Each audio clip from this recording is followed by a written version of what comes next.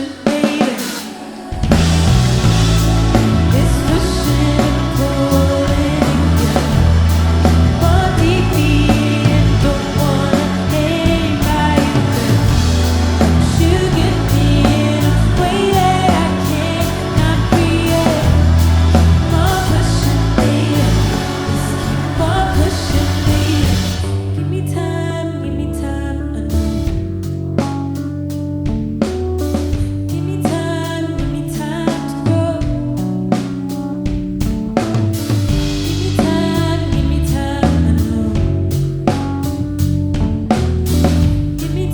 know. Give me time to grow.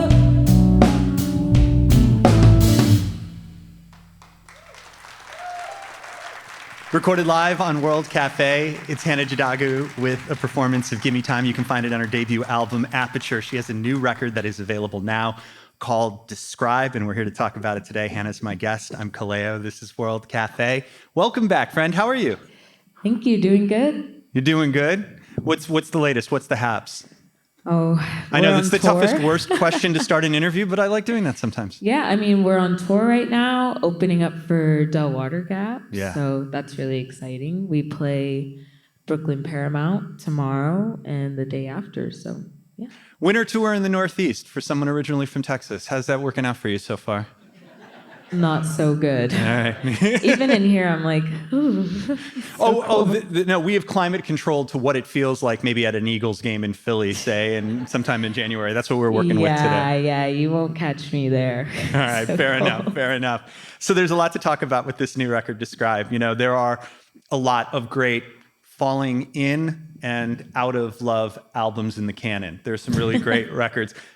I found it fascinating that you don't describe this as a breakup record or trials and tribulations of going through a relationship, but it is a love album. Yeah. I very much enjoy that description. Why is this a love album to you? Well, I always tell people that it's a love album because, in my opinion, I think love, we hear a lot of it in pop music as an expression of like that kind of stage where everything is all sunshine and rainbows. But I think love is a lot more than that. It's about a lot of the journeys that you go through together and navigating those things and working every day to choose that person. And I think that's what this record is really about.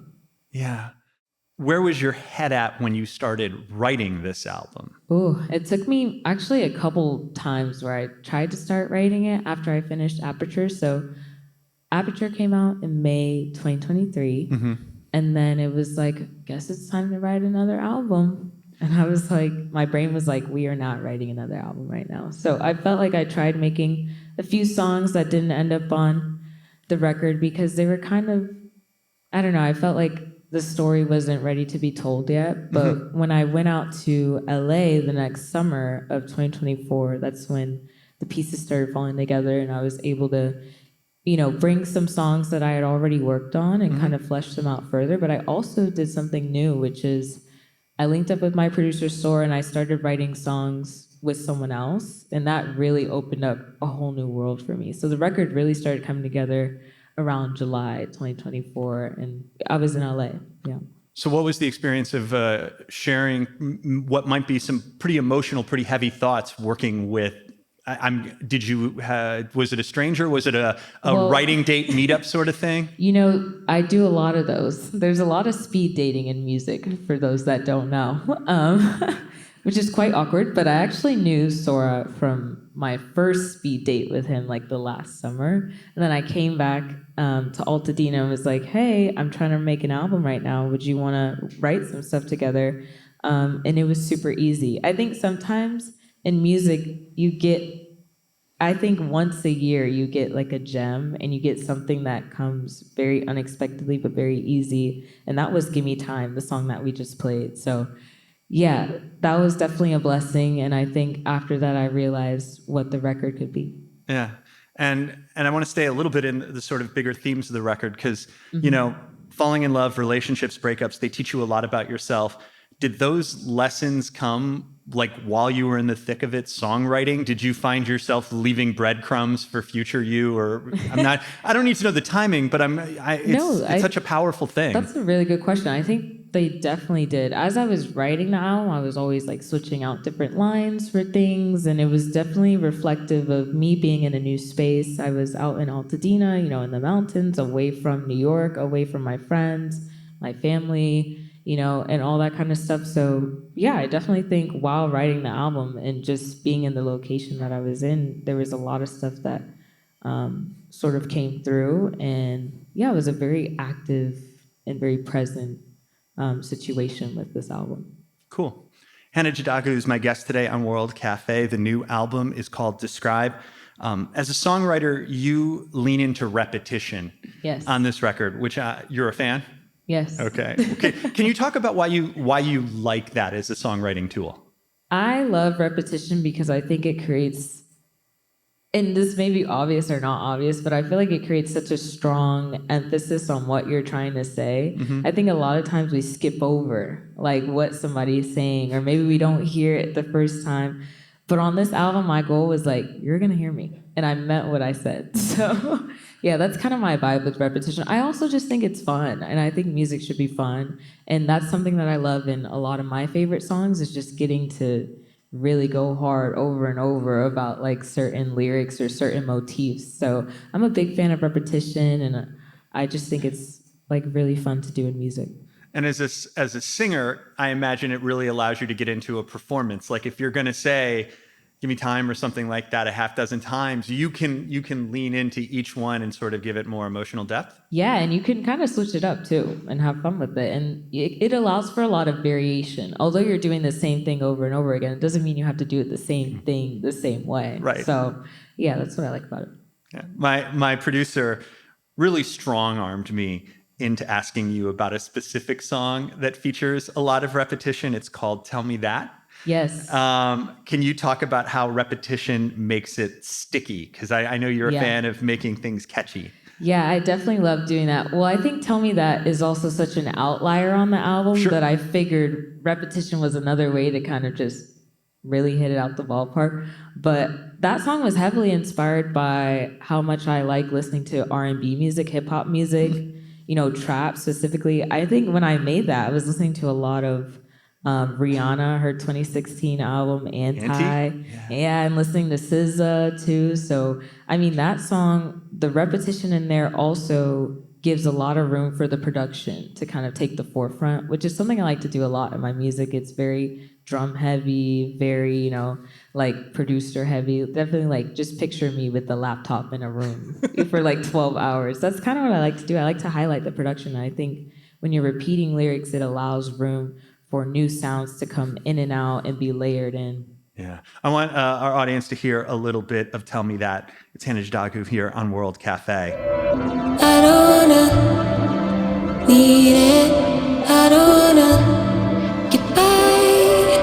I don't wanna need it. I don't wanna get by. I don't wanna need it.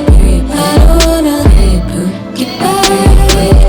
I don't wanna need it. I don't wanna get by. I did my time, I did it right. Been a minute since I felt like That's Hannah Jadagu here on World Cafe. Song is "Tell Me That." It's from the new album Describe.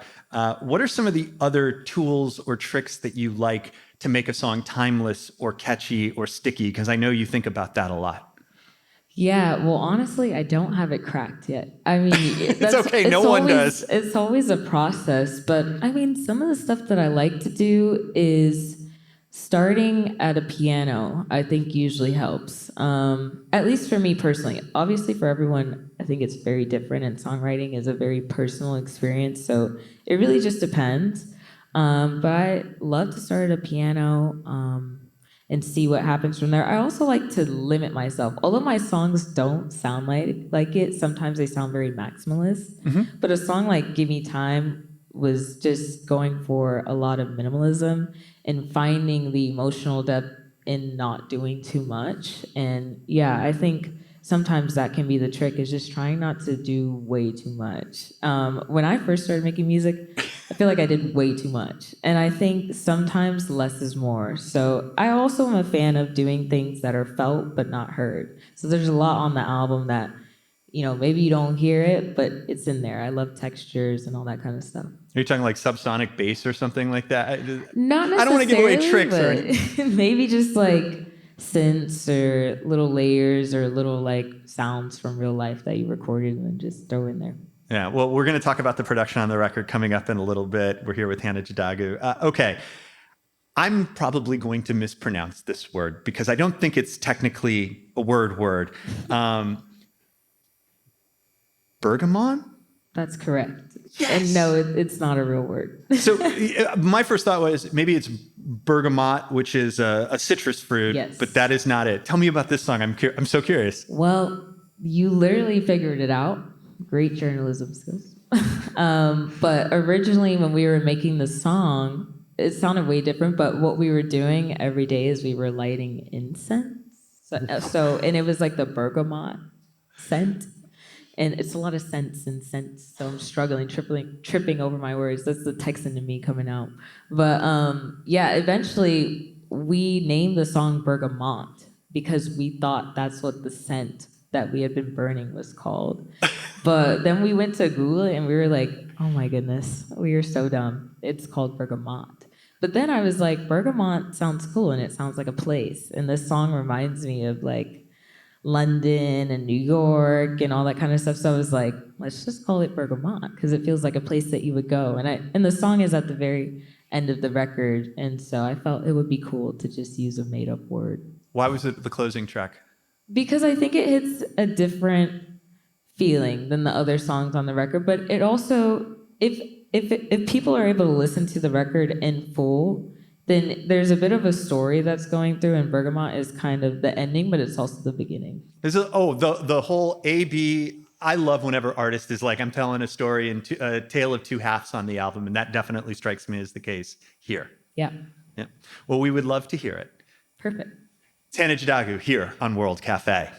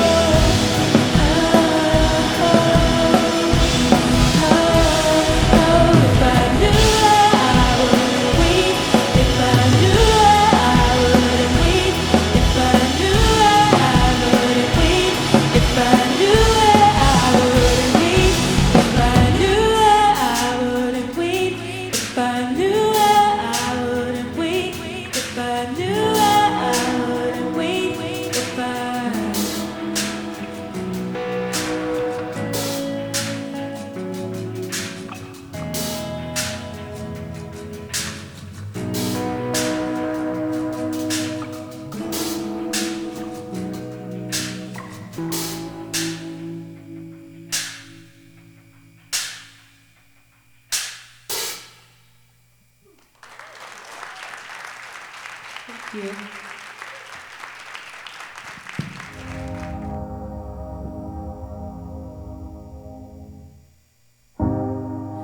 Place me in a space that's not there. Am I supposed to say I don't care? 'Cause I'll turn my back.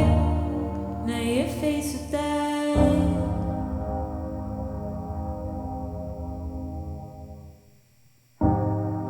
Sorry if I'm being short. It's just that I can't stand to hear your voice when it's so loud. Could you quiet down?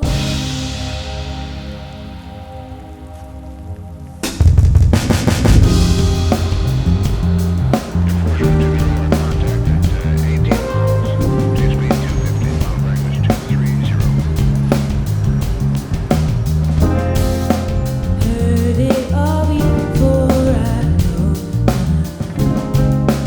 Asking for much more than was right. 'Cause I'll turn my back to your face with that.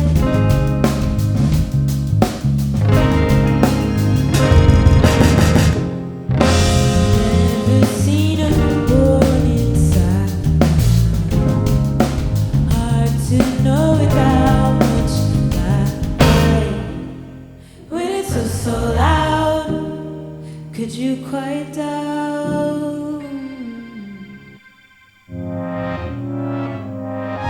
Breaking all my ties to just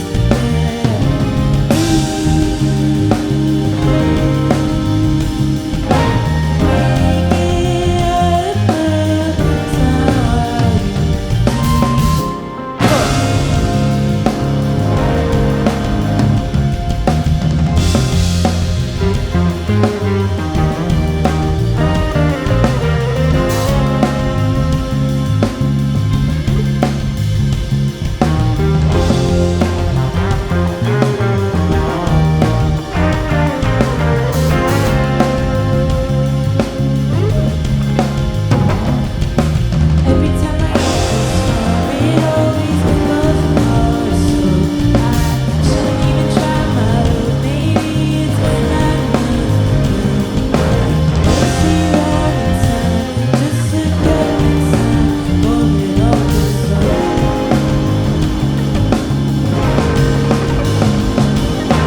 breaking all my ties to just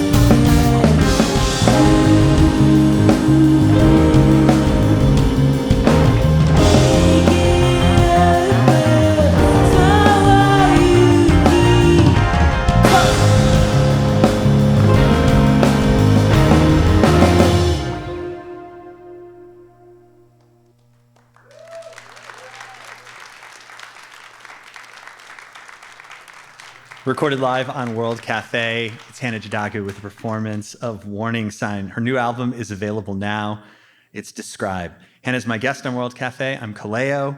The band sounds great. And for people who are listening on the radio, it sounds pretty full, but only being made by 3 people. Can you tell us who's playing with you today? Yes, I have Jacob over there on drums. Hi, Jacob. And Garrett is over here on bass and guitar and many other things. Yeah. I've been playing with these guys actually since 2021 when we went out on our first tour opening for Beach Fossils and Wild Nothing. So they're like family to me, and I'm very grateful that they just come along whenever I ask them to. So yeah, give it up for these 2 again. That's so awesome. I'm so stoked. It's always good when you've got good people sharing the stage and sharing the road with you.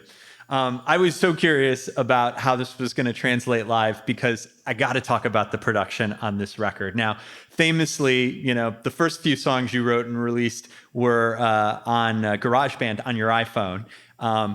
This feels a little bit more expansive. It feels like you created your own musical world. It is so good. I would love to know what the origin story of this sound is because it is so different than your debut. Yeah, I mean, that was literally the origin story was I just wanted to do something different and I just wanted to branch out and make an album that felt like it really lived within itself. And I think I was able to do that, but I mean, I'm always trying to, up myself or see if I can do any better. But yeah, the goal was to pull from a lot of different places. And my debut album was very guitar heavy, very more indie rock leaning, which a lot of people were drawn to. And, I was also a teenager when I wrote that. So it was very more angsty and stuff. And one thing I noticed though is that when you're a teenager, like you think you know everything, but you don't. So when I made this album, I just kind of surrendered to the fact that I don't know everything and that I was willing to be open to try new things and to see where that led me. Yeah, and it's so hard to take your hand off the steering wheel a little bit, but trust there's more instruction coming. That's a terrible analogy for anyone driving a car, by the way. You should never take your hands off the steering wheel. You name check some like great artists like Rosalia, Imogen Heap, Frank Ocean, Radiohead as being influences. And one thing that I thought about is they are one thing they have in common is they are very much committed to the lane that they want to stake out. If they're going to go explore space, they're staying in that world and doing it confidently. How did you find your lane ultimately? What gave you sort of confidence to go, this exploration is really working for me. I want to do this. Well, I can't even credit it to myself. I mean, my producer, Sora, who I mentioned earlier, kind of gave me that strength to feel like I could do anything and that we could write any kind of song and produce any kind of song together. And he also just believed in me. Like, I remember when I first started kind of making some of these demos, it was kind of the vibe of like, okay, this is cool, but where are you gonna go with this? And I feel like he was just really on board and open to exploring this kind of new sonic world with me. I also worked with my producer Max, who I have to credit. He also did quite a few songs on this album as well. He's the producer that did Aperture, my first record. So yeah, working with those two guys is a lot of fun. And I feel like they empower me to kind of make new choices and explore new sonic universes to live in. So yeah. So the guitar very present in Aperture, the synths here really sort of take the lead. A lot of experimental sounds. You said something that was so interesting to me, which is by taking the guitar out of your hand, it sort of changed you as a performer. Can you describe a little bit of what that actually meant for you in practice? Yeah, well, as a performer, in terms of like the live show, or well, you just like when you're playing guitar, maybe you're not focusing on your vocal performance as much versus being at the keys. Yeah, well, I can give you like both sides. In terms of playing shows, not having a guitar really does force you to kind of get out of your shell a bit more. Like when I was first going on tour, I was probably just standing right here with the guitar the whole time. Didn't have to move. Your safety net, for sure. It's like a safety net, and I think a lot of people feel that way too. But when you take the guitar out of it, you kind of have to learn to work the stage and work the crowd a little bit more and all that kind of stuff. And I think it's good for me. I think it's healthy. I'm fairly like a more reserved person, so I think it's good to branch out. But in terms of the studio and writing songs, yeah, I felt like the guitar, I had explored everything that I wanted to at that moment, and I wasn't really finding new ways that I was inspired by it. And once I just started playing on like vintage synths and stuff like that, like a Moog or a Juno, it just like opened up my world. I don't know why, I don't know how, I can't really explain it, but it's really cool that I was able to do that. And yeah. So you get inspiration from new instruments, new toys to play with. Yeah. What else inspires you as a songwriter? Where do you go when you want to sort of refill the well, so to speak? If I'm making an album and I have demos made, being in the car, which is why I can't make an album in New York, because I'm too scared to drive in New York. So yeah, being in the car and like playing those songs, always, like once I get done with my little car ride, post studio, I'm like ready to go back to the studio because now I have like 20 more ideas. Also just like listening to people's albums, I pull a lot of inspiration from whatever I'm listening to, whether it's in a conscious way or a subconscious way. And yeah, just like living my life too. I think it's important to live your life in between making albums, or else who knows what you're gonna say. So yeah. How do you find the time between recording an album, finishing your college degree in New York, recording in LA? Where do you find time for do you have to build that out? You kind of have to make it.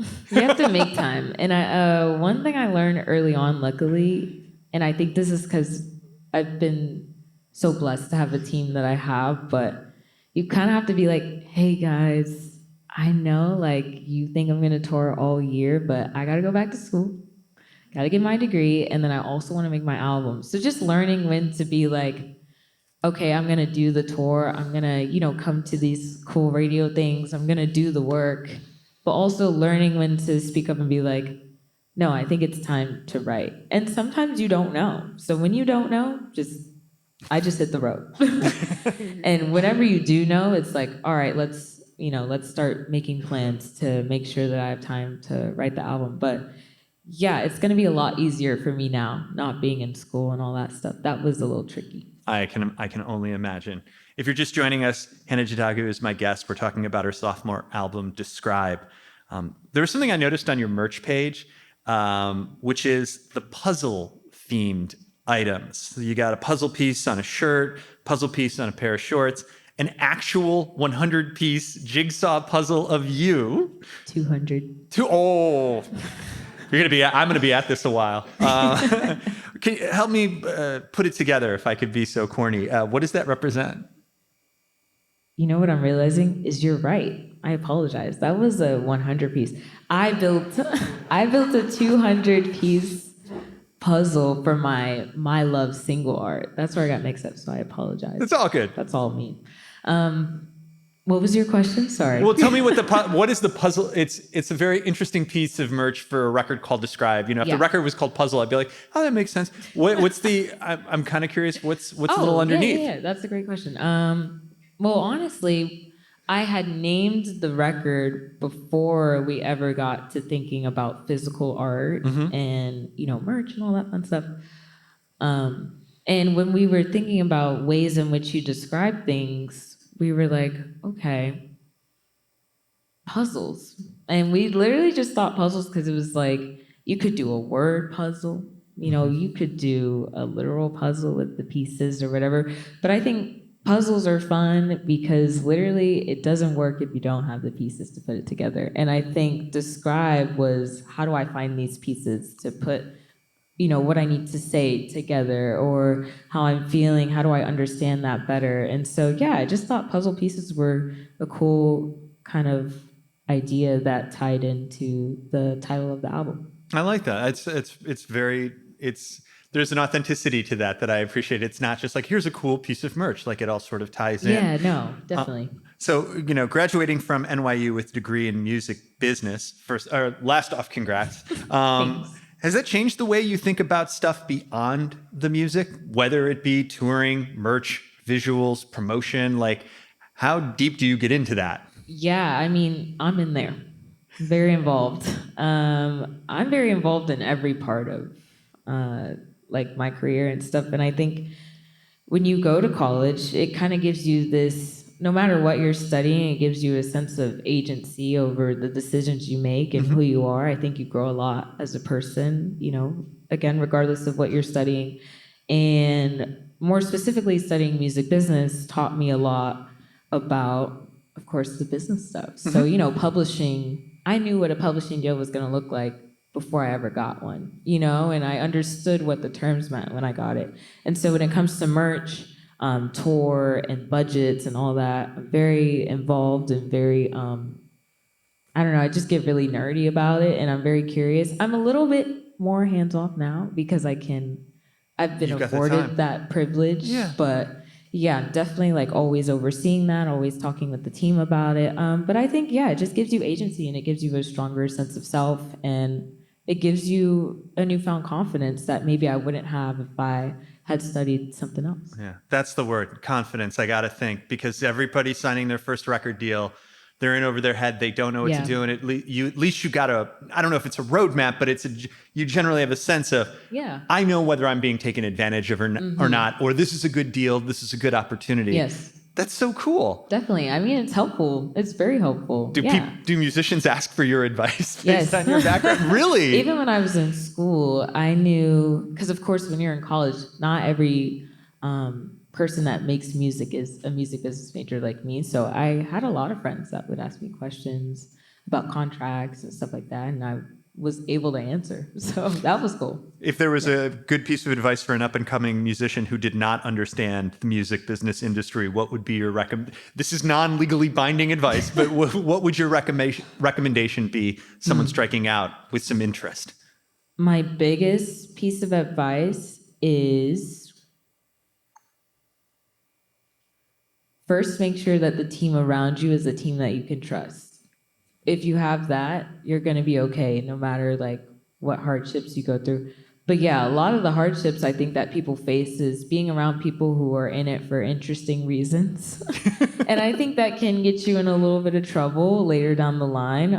But I think just being around people you trust, keeping the family close, and just staying grounded is the biggest thing. Because after that, remember, you can only control what you can control. There's a lot of stuff you can't control. So the things that you can, like who you surround yourself with, actually does a lot more than people think it does. So that would be my biggest piece of advice. All right, we should print it, cut it, ship it, put it up for everyone, put it on walls for people to see.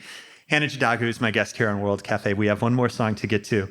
And I think this was one that you were listening to a lot of Lorde and melodrama around this song. Tell me the scoop on My Love. Yeah, well, My Love is the biggest love song on the album for sure, and it's a very fun, kind of more upbeat song, something I don't do too often.